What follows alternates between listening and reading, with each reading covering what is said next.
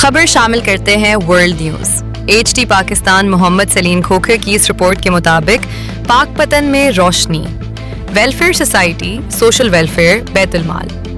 پاک پتن کے زیر اہتمام رحمت العالمین آئی ٹرسٹ ہسپتال، مدرسہ جامعہ نقشبندیہ رضویہ میں جشن آزادی کے حوالے سے پروقار تقریب کا اہتمام کیا گیا، جس میں جامعہ نقشبندیہ رضویہ کے طلباء و طالبات نے بھرپور شرکت کی۔ تقریب کے دوران تعلیمی میدان میں نمایاں کارکردگی دکھانے والی طالبات میں ایوارڈز اور لیپ ٹاپ بھی تقسیم کیے گئے۔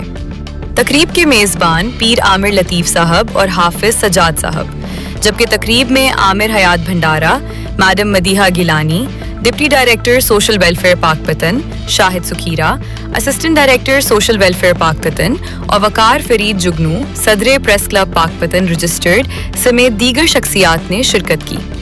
مدرسہ جامعہ نقشبندیہ رضویہ کے طلباء اور طالبات نے تقریب میں بھرپور جوش و جذبے کے ساتھ شرکت کی اور وطن عزیز سے محبت کا اظہار کیا۔ تقریب کے دوران تعلیم کے میدان میں اچھی کارکردگی کا مظاہرہ کرنے والی طالبات کی حوصلہ افزائی کے لیے انہیں ایوارڈز اور لیپ ٹاپ بھی تقسیم کیے گئے۔